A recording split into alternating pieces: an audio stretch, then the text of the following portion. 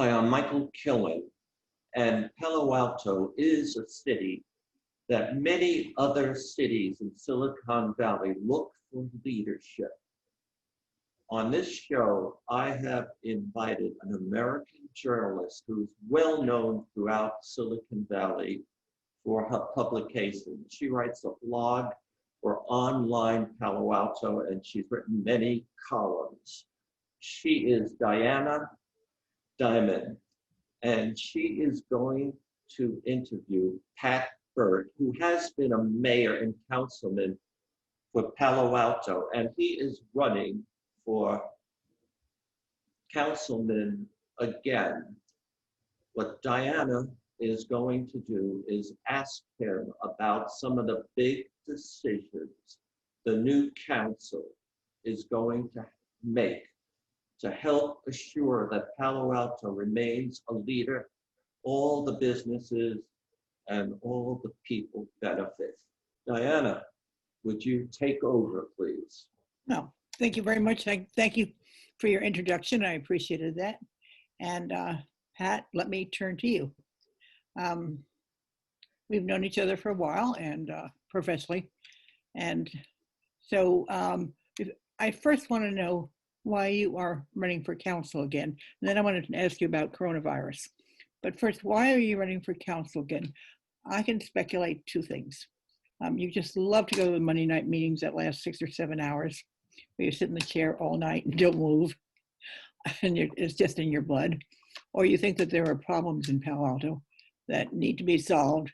And since you've spent 8 years on the council, you have a lot of experience. So why are you really running? So I would say it's the latter one, that there are both problems and needs and opportunities. And I would add to it that the other reason I'm running is the same reason that I've been involved in civics for 25 years intimately.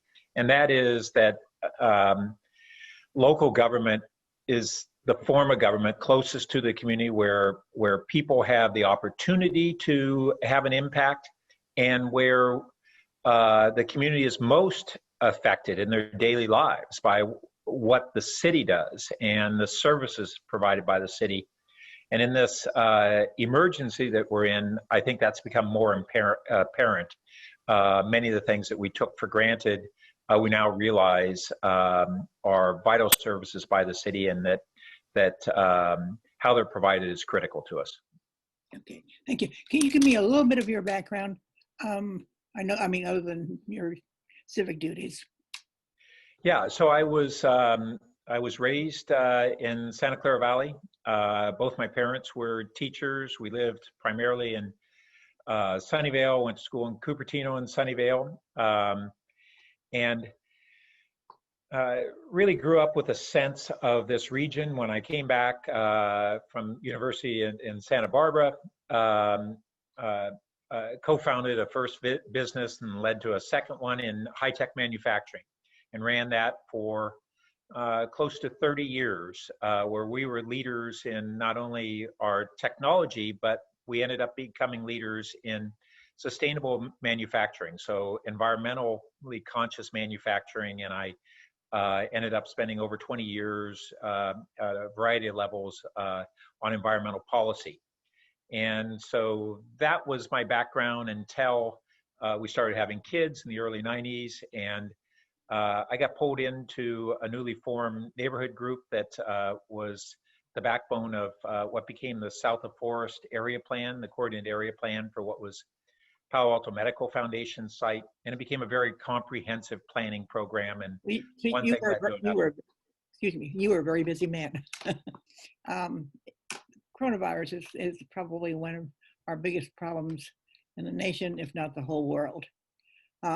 It's also a problem in Palo Alto. The cases are increasing. Stanford University announced the other day that they are closing their campus to visitors because they have 6,000 faculty and students on campus, and they don't want to get them. There already are some coronavirus cases on campus. And Stanford has also said, all undergraduates have to have online classes, period. So what is Palo Alto doing, and are you satisfied with what Palo Alto is doing? I mean, we're both Palo Alto residents, and I haven't heard too much about local activities. So what are your thoughts? Yeah, during my tenure on the council from 2008 to 2016, I had the kind of the portfolio on emergency preparedness within the council, and that was built on, in part, on my business background in the same field. So this is an area that I've been deeply involved with, and so when this started to hit, I was among a group of folks who was concerned back in February that we were ready to get hit by a tsunami. Started waving the flag, developed a set of recommendations, an outline, 4-page outline of recommendations to the city on how they could become more proactive and understand what would be different about this emergency from, say, an earthquake. Did the city listen to you? Not much at all. They've really, in my mind, been much more reactive than proactive, and had a mindset that they went from under recognizing the scope of the problem to being overwhelmed by it. And that's in some ways understandable, but nevertheless, planning and thinking ahead and getting ahead of the curve is just critical. And so part of that on how we deal with emergencies is a recognition when they happen, city staff has nowhere near the amount of resources needed to address all the challenges that exist. And so the city needs to have a lead role in being a facilitator and a leverager of resources from the private sector, the nonprofit sector, and individuals in the community, and figuring out having those resources help identify the needs, because there are new needs that are emerging, and figuring out how to respond. In addition, we have this other big dimension of how they responded with the city budget, which maybe we'll talk more about. No, actually, that's a good segue into my next question, because the city has just had to make $40 million cuts because of the slowdown in revenue for the city. That's out of about a $240 million budget. And we're now down to about 196 million, as I recall. Businesses aren't doing very well downtown or in California Avenue. The city is helping restaurants. But tell me more about your thoughts about the budget, because I foresee another $40 million of cuts in the next 6 months, which could really hurt the city. And also there's been a reluctance to take any money out of the capital fund, which is used for infrastructure projects. And I know you've advocated using that money to help deter some of the impacts of cutting services in town. So what do you propose to do with the budget?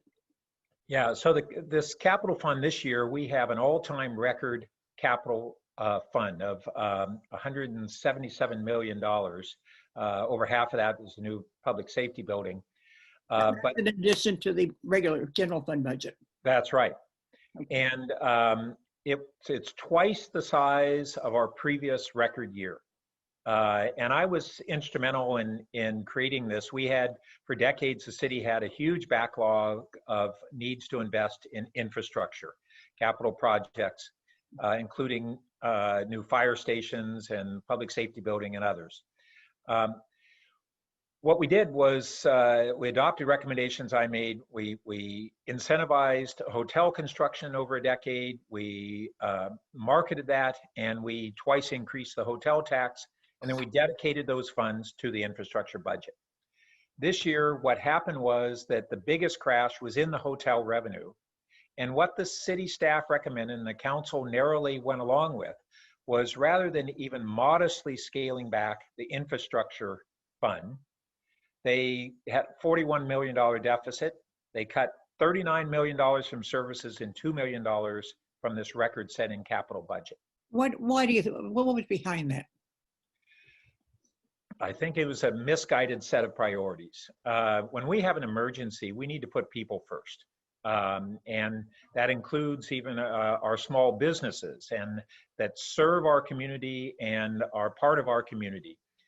But it's also all the other services. The city budget initially proposed completely zeroing out all programs for teens, as our teens are housebound in critical years of their lives. This is like taking a year away from youth and their lives in many ways. And just cutting back on fire and fire department funding, eliminating our traffic patrol, and even cutting the staff in emergency services or the funding for that staff, along with libraries and other things. And I think it was too much of a knee-jerk reaction. They went from under-recognizing the problem to reacting in a way that wasn't deliberate. When we had the Great Recession, we had a similar challenge, and we were far more deliberate in our planning and reforms. And we did structural reforms as well, where we reduced the city staff for the first time in decades and kept that staff below normal for a whole, right up until the last 2 years. I could talk with you for a long time about this topic because it's one of my favorites, but I do want to go on to other things. One of the biggest issues this year on the council has been growth or no growth. So I want to know where you stand. Are you absolutely against any growth? Are you for a little bit of growth? Are you for moderate growth? Maybe for more growth? Are you? And then more growth means more office buildings and housing. Where do you stand? I mean, on that line, where do you stand? So first, that was the central issue up until this year. It's not really the issue.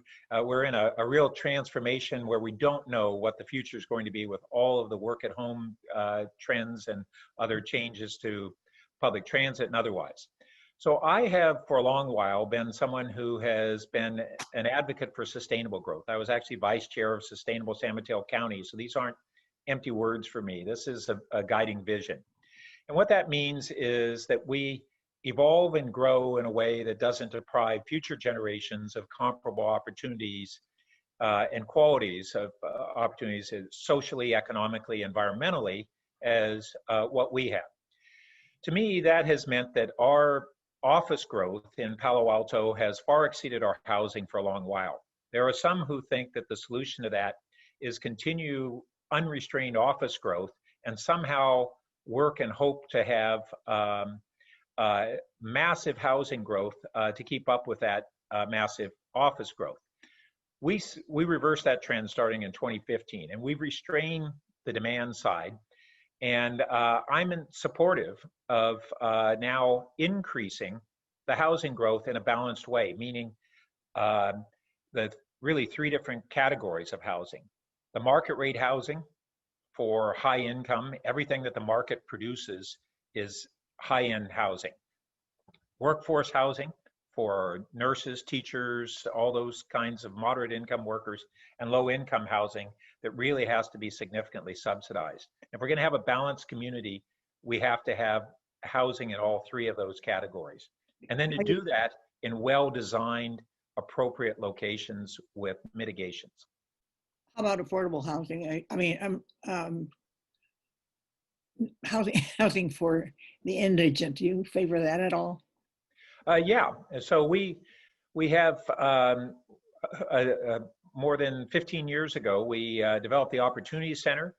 Before that, we had, when I headed University South Neighborhoods Group, we basically had that at Alma Place, which are micro units for people barely able to afford any housing. And that's a part of our community as well. That's basically minimum wage workers who are trying to survive here. And then now we have the RV dwellers, which has been the issue of somewhat that same category. They're semi-housed, and we have an initiative to find some, at least transient locations where they can have safe places to reside with minimum services. Okay, good. Let me go to a lighter question. And knowing you, you've been a big bike fan for years. I think it really started after you made a trip to Amsterdam and saw how many people in that city were on bikes. And you've pushed biking and more bike paths when you were on council. Now we're all a little bit older. And I'm wondering if you're still as enthusiastic. I mean, I can't ride a bike anymore.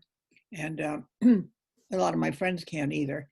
And there's this feeling in town that, gee, if you don't ride a bike, you're a terrible person. So give me your views on, I mean, and by the way, we spend millions in this city on bike paths. We still have a $10 million bridge over 101 that we have to construct a bicycle pedestrian bridge. So still on the paper, we have plans for a lot of more spending on bikes. Have you changed your mind, and how do you feel about more bicycles in town, more people on bikes? Yeah, I've changed my mind. I'm more enthusiastic. I didn't expect that. So let me explain. First, I disagree with the representation that this is an either or alternative. I think back when Gary Fazzino and Joe Simidian served together on the council in the mid-90s, and they had been best friends since high school and been roommates after college, and they were debating this issue. And Joe was passionately supporting greater biking support from the city. And Gary said from the dais, Joe, I don't get it. You haven't ridden your bike in 20 years. Why are you so passionate about this? And Joe said, because for every bike that's riding, that's one less car on the road I have to compete with when I'm driving, and one less car I have to compete with when I want to park at my destination. It's not a choice of either or. They're complementary, and nobody is forcing people to ride bikes. I will say that that what we have is a transition in what's called the micromobility field, and one of those sectors is electric bikes. And I think that a lot of the future, even for as people age, can go to three-wheeled electric-assisted bikes, and it's a great mode of transportation. My wife, a few years ago, we went from riding a lot to riding almost everywhere after she came back from downtown, having driven downtown, circled around, trying to find parking, and said, that's it, I don't get it. I can ride my bike down there, park in front of my destination far faster than I can driving. That's not for everybody, but every time she does that, Diana, that's a parking space available for you. Okay, that's a good segue to my next question, though. How about traffic? Because traffic was a big problem in town. The coronavirus, unluckily, has slowed. I mean, it's lucky that there's less traffic. It's bad that we have a coronavirus. But how do you see our future shaping up in terms of traffic? Should we start planning now for more traffic, more garages, more whatever, or more public transit? Or do we say, okay, maybe people will work at home and our problem is solved? Well, first, we don't know the long-term trend in the work at home, but there are strong indications that at least a good portion of this current trend will prevail, and it was overdue. It's really shocking that we had not just the traffic, but we had, for all the massive big tech growth that's gone on in our region, where those companies were paying incredible premiums on their office, highest in the country on office rent, and salaries up to 50% above other regions. And those great tech leaders could not see the potential of work at home until it was imposed on them by the pandemic. And now they're embracing it. And the great futurist thinkers that they in many ways were blind to this potential. So I think we will probably see a reduction in traffic even when our economy returns to normal compared to the horrendous traffic we had right up until then. But I'll go back to that. It's difficult to argue that we shouldn't have other modes of transportation that we have of increased bike riding if we don't want the traffic, as well as public transportation. And we're in the midst. People use public transportation. I mean, Caltrain is really slowing down. The buses are empty. We've cut out our shuttle system in Palo Alto. Well, we have to distinguish between what we're doing in the emergency versus what I think your question was, which is where will we be as we emerge from the pandemic and return to a more normal economy? I think that's the more important question. It's not what's happening as people are sheltering in place. That's not particularly relevant for our long-term planning. So in the long-term planning, one of the dilemmas we'll have, if we have less traffic it creates less incentive for people to use public transit. And that's part of the reality. I mean, when traffic gets terrible, people start looking at riding bikes and using transit more. But I think that we will have an opportunity. I also think that we may see a next generation of 21st century public transit materializing in just the next few years. For a decade, this has been getting worked on, and there's some really exciting technologies that are far lower capital costs and far lower operating costs and 100% green. Like what? I mean, well, it's a field, part of it's called personal rapid transit. So some of it is things like different forms of it, but there, for instance, there's a company called Skytrans that has, it's an aerial system. It's think of it as a lightweight monorail with 2 or 4 person cars. It's fully automated, sanitized in between each ride, and the cars come off the track only when you call for a car from your cell phone. And each trip is origin to destination. So if you say, I want to go to San Francisco Airport and stop nowhere in between, that's the only, your pod goes right to the airport.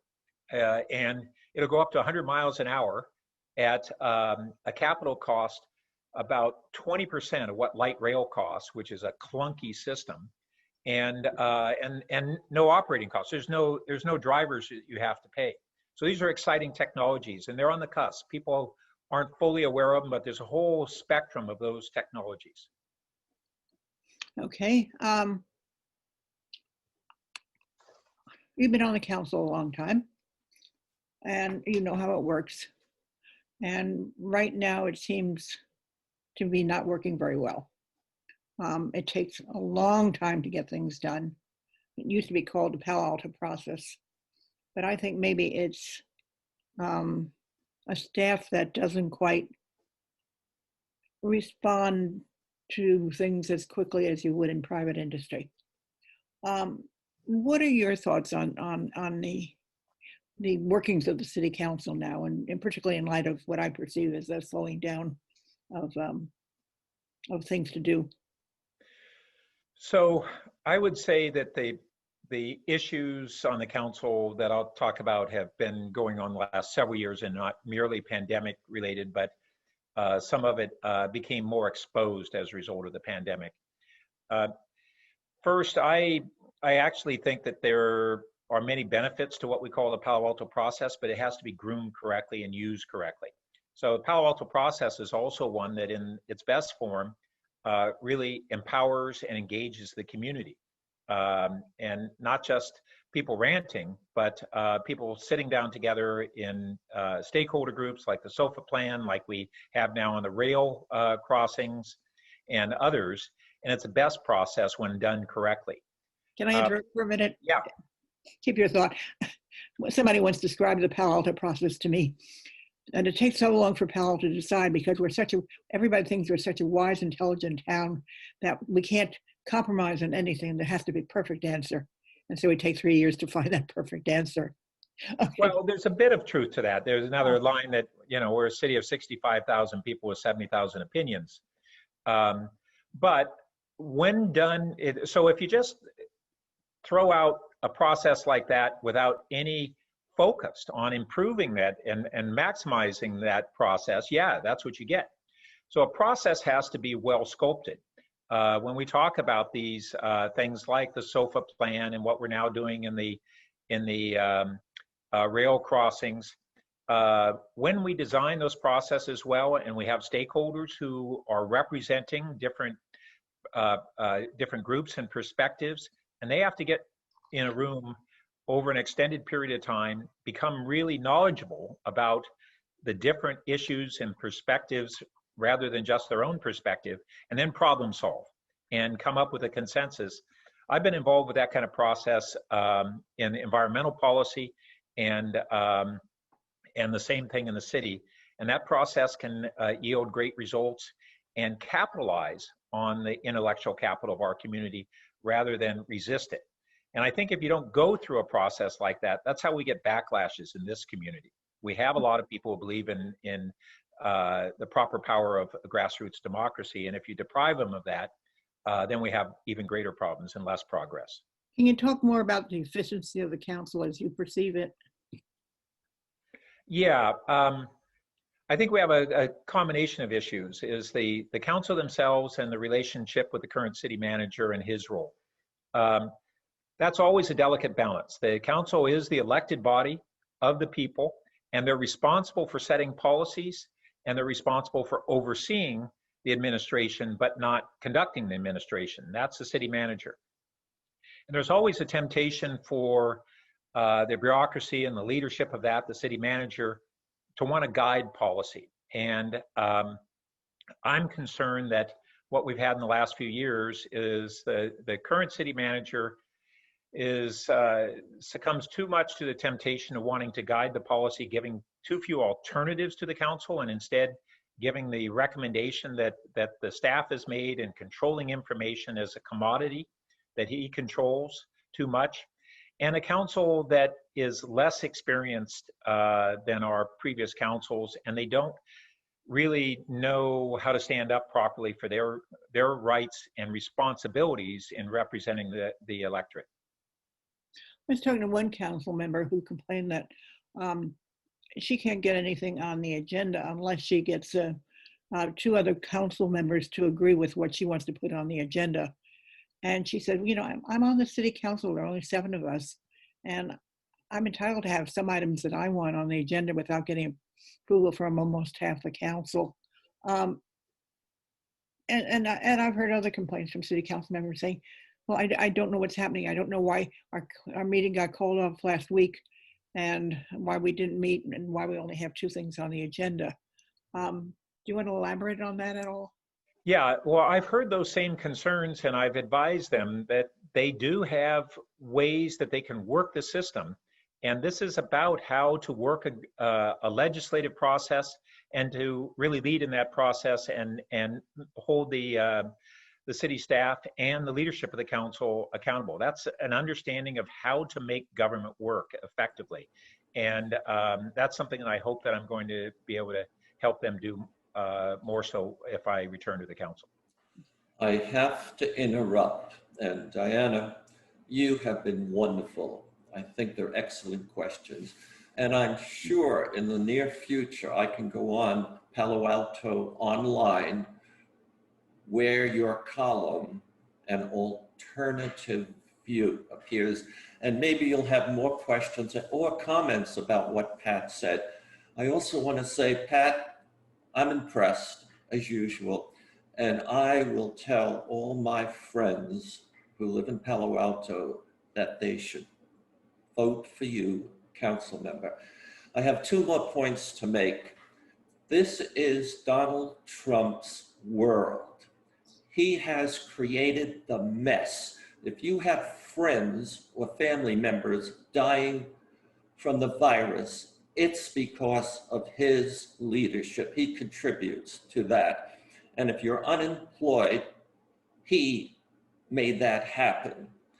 And the social unrest throughout the country is what he has fed. Now, I want to share one other surprising statement. As both of you know, I paint in my spare time. I am painting Donald Trump and Dr. Don Quixote's fight to stop the virus. This painting over here is what I'm working on. And later today, I will get back, or you can see Don Quixote there, Dr. Don Quixote with his big lance. I will add on the left side, Donald Trump, and he will be dressed as the Grim Reaper. Okay, I'm Michael Killen. Thank you very much. Thank you. Thank you.